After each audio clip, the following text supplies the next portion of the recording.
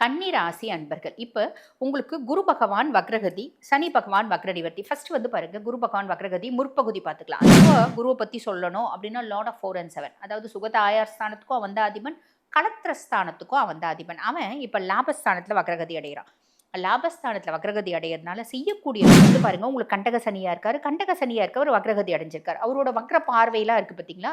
இந்த காலகட்டத்துல குருனோட 9ஆம் பார்வை சனி மேல படியுது. அப்ப சனி பகவான் வந்து பாருங்க நவம்பர் 27 வக்ரநிவர்த்தி அடைஞ்சிடுறாரு. அப்ப இந்த பிற்பகுதியில சனி பகவான் ஆக்டிவா இருப்பார். சனி உங்களுக்கு என்ன பாவத்துல இருக்காரு? கண்டக சனியா இருக்காரு.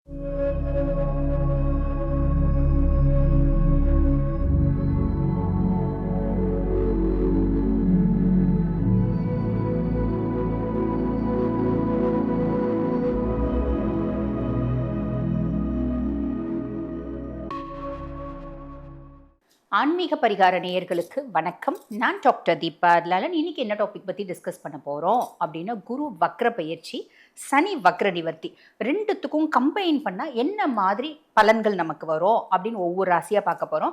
முதல்ல வந்து பாருங்கள், இந்த சனி வக்ர நிவர்த்தி அப்படின்றது நவம்பர் 27, 2025 சனி பகவான் வக்ர நிவர்த்தி அடைகிறார். ஓகேங்களா?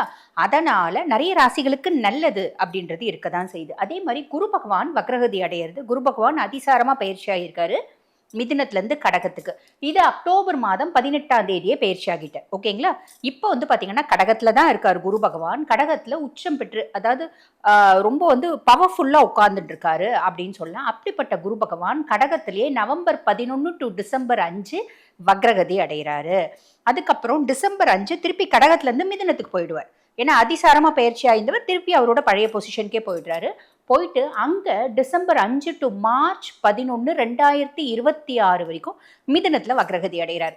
இப்போ பலன்கள் எப்படி இருக்கும் அப்படின்னா, குரு பகவான் கடகத்தில் இருக்கும்போது ஒரு விதமான பலன்கள், அதே மாதிரி பார்த்தீங்கன்னா மிதுனத்தில் போகும்போது ஒரு விதமான பலன்கள், சனி வக்ர நிவர்த்தி அடையும் போது ஒரு விதமான பலன்கள் ப்ளஸ் அப்படின்றது இருக்க தான் செய்யுது. ஆக நாங்கள் பலன்களை வந்து பார்த்தீங்கன்னா 2 பகுதியாக சொல்லுவோம். அதே மாதிரி சனி வக்ர நிவர்த்தி அடையிறதுனால ஒரு பலன்களும் சொல்லுவோம். ஸோ வீடியோ ஸ்கிப் பண்ணாமல் பாருங்கள். அப்போ தான் உங்களுக்கு வந்து தெளிவாக இந்த பதிவுனோட ஒரு நோக்கமும் புரியும், நம்ம என்ன பண்ணணும் அப்படின்ற பிளானும் புரியும். கன்னி ராசி அன்பர்கள். இப்போ உங்களுக்கு குரு பகவான் வக்ரகதி, சனி பகவான் வக்ர நிவர்த்தி. ஃபர்ஸ்ட் வந்து பாருங்க, குரு பகவான் வக்ரகதி முற்பகுதி பார்த்துக்கலாம். அதாவது நவம்பர் 11 டு டிசம்பர் 5 கடகத்தில் வந்து பார்த்தீங்கன்னா குரு பகவான் வக்ரகதி அடைகிறார். இந்த கடகத்தில் குரு பகவான் வக்ரகதி அடையிறது அப்படின்றது உங்களுக்கு என்ன பாவம் அப்படின்னா 11ஆம் பாவம், லாபஸ்தானம். லாபஸ்தானத்தில் குரு வக்ரகதி. பொதுவாக குருவை பற்றி சொல்லணும் அப்படின்னா லார்ட் ஆஃப் 4 அண்ட் 7. அதாவது சுகத ஆயார் ஸ்தானத்துக்கும் அவன் தான் அதிபன், களத்திர ஸ்தானத்துக்கும் அவன் தான் அதிபன். அவன் இப்போ லாபஸ்தானத்தில் வக்ரகதி அடைகிறான். லாபஸ்தானத்தில் வக்ரகதி அடையிறதுனால செய்யக்கூடிய தொழில் லாபம் இல்லாமல் போயிடுமோ, பயம் வேண்டாம். செய்யக்கூடிய தொழிலில் லாபம் ரொம்ப மங்கி போயிடுமோ, 100க்கு 100% லைட்டாக கொஞ்சம் மங்கிறதுக்கு வாய்ப்பு உண்டு. அந்த லாபம் மங்குச்சுன்னா நம்ம என்ன பண்ண முடியும்? ரொம்ப சிம்பிள். அதுக்கான தீர்வும் நானே சொல்கிறேன். உதாரணத்துக்கு இப்போ நீங்கள் கன்னிராசி அன்பர்கள் ஒரு கன்சர்னில் வேலை செய்கிறீங்க அப்படின்னு வச்சுக்கோங்களேன். எல்லாமே நாங்கள் வந்து பாருங்கள் சுய தொழிலை வச்சே சொல்கிறோம். ஒரு கன்சர்னில் வேலை செய்கிறீங்க. அப்போ இந்த லாப குரு வக்ரகதி அடைஞ்சவருக்கு என்ன பண்ணுவான்? உங்களோட கூடவே வந்து வேலைக்கு சேர்ந்துருப்பாங்க. உங்களை விட அவருக்கு எஃபிகசி கம்மியாக இருக்கும், அவருக்கு ஆளுமை கம்மியாக இருக்கும், அவரோட திறமை கம்மியாக இருக்கும், வேலை செய்கிறதும் கம்மியாக இருக்கும், ஏமாற்றுவாங்க. ஆனால் அவங்களுக்கு சூப்பராக போஸ்டிங் கொடுத்துட்ருப்பாங்க. நெக்ஸ்ட் டெசிக்னேஷன் உங்களுக்கு கொடுத்துருக்க மாட்டாங்க. நம்ம யோசிப்போம், ஐயோ நம்ம எவ்வளோ வேலை செஞ்சோம், இந்த ஆஃபீஸ்க்காக உழைச்சி உழைச்சி உழைச்சி நம்ம வீணாக போனோம். இப்போ எந்த விதத்துலையும் அவனுக்கு தகுதி கிடையாது. அவன் கொஞ்சம் காக்கா பிடிப்பா, அவன் கொஞ்சம் நைஸாக போவான். கன்னி அப்படிலாம் செய்ய மாட்டாங்க. அப்போ என்ன காரணத்தினால அவனுக்கு கொடுத்தாங்கன்னே தெரியலையே, நம்ம செஞ்சதெல்லாம் வேஸ்ட்டா அப்படின்ற ஒரு பெருத்த மன வருத்தம் அப்படின்றது உங்களுக்கு இருக்கும். இப்போ இந்த வேலை செய்யறதுக்கு நம்ம வேற எங்கன்னா வேலை பார்க்கலாம், இல்லை வேற வழி இல்லாமல் வேண்டா விருப்பம் அந்த வேலையை நம்ம செய்வோம். எப்பயுமே இஷ்டப்பட்டு வேலை செய்வாங்க கன்னி. அவங்க கிரியேட்டிவிட்டி அப்படின்றது ஜாஸ்தி விட்டு ஒரு விஷயத்த ஒரு ஆங்கிளில் யோசிப்பதில் ஒரு விஷயத்த 10 ஆங்கிளில் யோசிக்கக்கூடிய பர்சனாலிட்டிஸ் தான் கன்னின்னு சொல்லலாம். ஆனால் இந்த மாதிரி நடக்கும்போது ஒரு பெரிய மன வருத்தம் இருக்கும். பெருசாக மனசு வருத்தப்படவே படாதீங்க. காரணம் என்ன அப்படின்னா, அவங்களுக்கு வந்து அந்த பொசிஷன் கொடுத்தா கூட சந்தோஷமாக வாழ்த்திடுங்க. நீங்கள் கோவப்பட மாட்டீங்க, பொறாமப்பட மாட்டீங்க, பட் பியாண்ட் தட் சொல்கிறேன். சந்தோஷமாக வாழ்த்திக்கோங்க. மனதளவுலையும் சந்தோஷமாக உங்களுக்கு நீங்கள் வந்து பார்த்தீங்கன்னா நம்மளுக்கு நல்லது அப்படின்னு தான் நினைக்கணும். எப்படிங்க நல்லது நினைக்க முடியும் அப்படின்னா, இந்த இடத்துல நீங்கள் உட்காந்து கற்றுக்கக்கூடிய விஷயங்கள் இன்னும் நிறையவா இருக்கும். அப்போ அவங்க வந்து அவங்களுக்கு ஏற்படுத்திருக்க ப்ரொமோஷன் 1 மடங்கு அப்படின்னா, நீங்கள் இன்னும் இந்த இடத்துல உட்காந்து நிறைய விஷயத்த நீங்கள் ஆக்கப்பூர்வமாக சிந்திச்சு செயல்படும் போது, ஃபஸ்ட்டு விஷயம் கண்ணினோட கிரியேட்டிவிட்டி தூண்டப்படும். கண்ணிக்கு எப்பயுமே போட்டிக்கு ஒரு ஆள் இருக்காங்க, ஒருத்தவங்க கம்பேரிசன் இருக்காங்கன்னா பயங்கரமாக அவங்கள விட நம்ம பெரிய ஆள் ஆகணும் அப்படின்ற எண்ணம் ஜாஸ்தி வரும். அது ஒரு ப்ளஸ். 2வது உங்களோட கிரியேட்டிவிட்டி, உங்களோட மூளைய சும்மா இருந்த மூளைய நீங்க தட்டி குடுப்பீங்க. என்ன பண்ணலாம்? என்ன பண்ணா நம்ம வந்து ஆ நல்ல போஸ்ட், நல்ல டெசிக்னேஷன் வர முடியும், இன்கிரிமெண்ட் வர முடியும். நல்லா யோசிச்சு கண்டிப்பா அவங்களோட பெரிய ஆள் ஆயிடுவீங்க. ஆக இந்த லாப குரு வக்ரகதி அடைஞ்சிருக்கிறது அப்படின்றது நல்லதா? கெட்டதா? அப்படின்னா நல்லது தான். நம்மளுக்கு ஒரு இல்யூஷன் குடுக்கும். ஐய்யயோ! நம்ம என்ன உழைச்சு என்னய்யா பிரயோஜனம்? நம்மளுக்கு பெருசா வந்து லாபம் வரலையேய்யா! நம்ம ஏன்யா செய்யணும்? அப்படின்ற மாரிலாம் ஒரு இல்யூஷன குடுக்கும். அது உண்ம கிடையாது. நம்ம அதுதான் வந்து பார்த்தீங்கன்னா, நம்ம வாழ்க்கையில முன்னேறதுக்கான ஒரு டர்னிங் பாயிண்ட் அப்படின்னு சொல்லிக்கலாம். இது படிக்கட்டு, இது படிக்கல்லு, தடைக்கல்லு கிடையாது. ஞாபகம் வச்சுக்கோங்க. இது ஒரு பெரிய பிளஸ். அதுக்கும் மேல சனி வந்து பாருங்க, உங்களுக்கு கண்டக சனியா இருக்காரு. கண்டக சனியா இருக்கவர் வக்ரகதி அடைஞ்சிருக்காரு. அவரோட வக்ர பார்வைலாம் இருக்கு பார்த்தீங்களா? இந்த காலகட்டத்தில குருனோட 9ஆம் பார்வை சனி மேல படியுது. அப்ப சனியினோட வக்ர பார்வை அப்படின்றது ஆல்மோஸ்ட் நல்லிஃபை ஆயிடுது. இது ஒரு பெரிய பிளஸ். ஓகேங்களா? சரி, அடுத்து பிற்பகுதி போலாம். டிசம்பர் 5 டூ மார்ச் 11, 2026 வரைக்கும் உங்களுக்கு வந்து பார்த்தீங்கன்னா, மிதுனத்தில குரு வந்து வக்ரகதி அடைகிறார். இந்த மிதுனம் அப்படின்றது பார்த்தீங்கன்னா, உங்களுக்கு 10ஆம் பாவம். தொழில் குரு தொழில்ல மேன்மை, முன்னேற்றம் எல்லாமே குடுப்பாரு. வக்ரகதி அடைஞ்சிருக்காரே, அதிலயும் மேன்மை, முன்னேற்றம் குடுப்பாரு. எப்படி குடுப்பாரு? இப்ப நான் ஒரு ஸ்தாபனம் வச்சு நடத்துறேன். முதலுக்கு நான் வொர்க் பண்றது எக்ஸாம்பிள் சொன்னேன். இப்போதைக்கு நான் ஒரு ஸ்தாபனம் வச்சு நடத்துறேன். ஒரு சுயதொழில் எக்ஸாம்பிள் சொல்றேன். இப்ப நீங்க ஒரு சுயதொழில் வச்சு நடத்துறீங்க. அங்க வந்து பாருங்க, என்ன ஆகும் அப்டின்னா, உங்ககிட்ட வேல பார்க்குறவங்க, இப்போ வந்து பாருங்க உங்களோட பிஏ அப்டின்னு வச்சுக்கோங்களேன். நீங்க ஒரு கன்ஸ்ட்ரக்ஷன் கம்பெனி. உங்களுக்கு நெறைய வந்து பார்த்தீங்கன்னா, கவர்ன்மென்ட் டெண்டர்ஸ்லாம் எடுக்குறீங்க. நீங்க ஒரு டெண்டர் கோட் பண்றீங்க. அது வந்து பார்த்தீங்கன்னா, வெளிய லீக் ஆகும். வேற ஒரு கம்பெனி எடுத்துட்டு போயிடுவான். அப்ப நம்ம யோசிப்போம். என்னடா நம்மள விட நம்ம ரொம்ப கம்மி டெண்டர் குடுத்தோம். அத விட ஒருத்தன் எடுத்துட்டு போறானே எப்படியா? எப்படியா?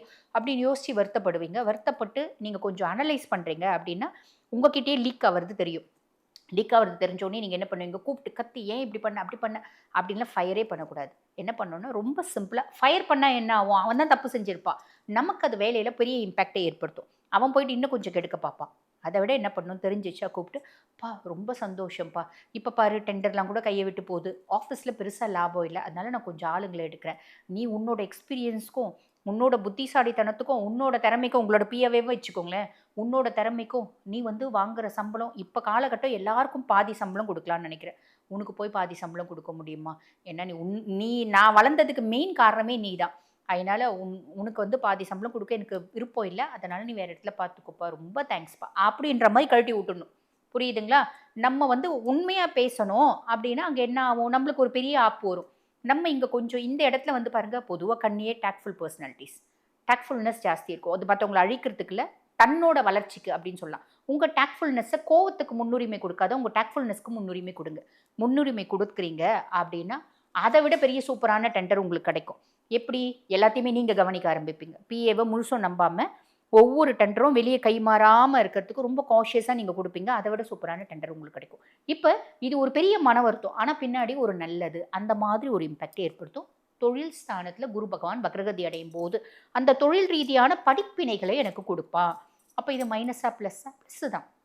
புரியுதுங்களா? ஸோ இந்த மாரி விஷயங்கள். அதுக்கும் மேல இந்த பிற்பகுதியில சனி பகவான் வந்து பாருங்க நவம்பர் 27 வக்ர நிவர்த்தி அடைஞ்சிடுறாரு. அப்ப இந்த பிற்பகுதியில சனி பகவான் ஆக்டிவா இருப்பார். சனி உங்களுக்கு என்ன பாவத்துல இருக்காரு? கண்டக சனியா இருக்கார். கண்டக சனி நமக்கு வந்து பார்த்தீங்கன்னா, ஆரோக்கியம் கெடுக்க பார்ப்பாரு. அதே மாரி டிராவல் பண்ணும்போது சின்ன சின்ன ஆக்சிடென்ட்ஸ், எலும்பு சார்ந்த பிரச்சனைகள் இதெல்லாம் குடுக்க பார்ப்பார்.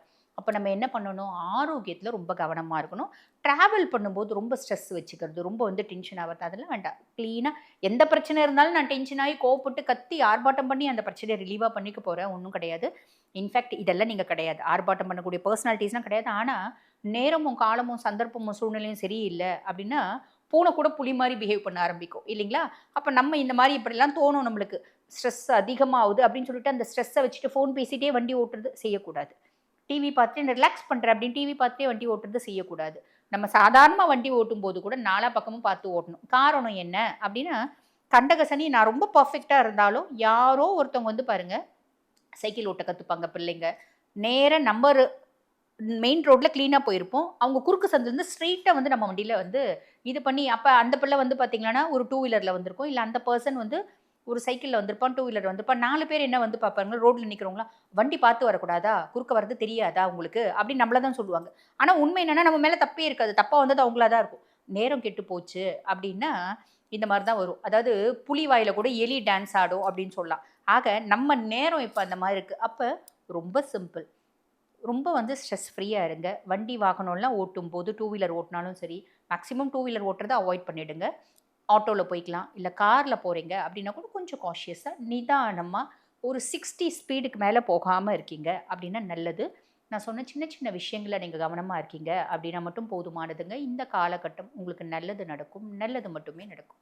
வாழ்த்துக்கள். இப்போ நான் சொன்ன பலன்கள் வந்து பார்த்தீங்கன்னா, உங்கள் ராசிக்கான ஒரு பொதுவான பலன்கள். சுய ஜாதகத்தில் தசநாதன் பிளேஸ் 50%, கோச்சார பலன் 50%. அப்போ உங்களுக்கு உங்களை பற்றி முழுசும் தெரிஞ்சுக்கணும், 100% இந்த காலகட்டம் எப்படி இருக்குது அப்படின்னு தெரிஞ்சுக்கணும் அப்படின்னாலும், வாழ்க்கையில் பல முக்கியமான விஷயத்தை நாங்கள் மூவ் ஆன் பண்ணணும்னு நினைக்கிறோங்க.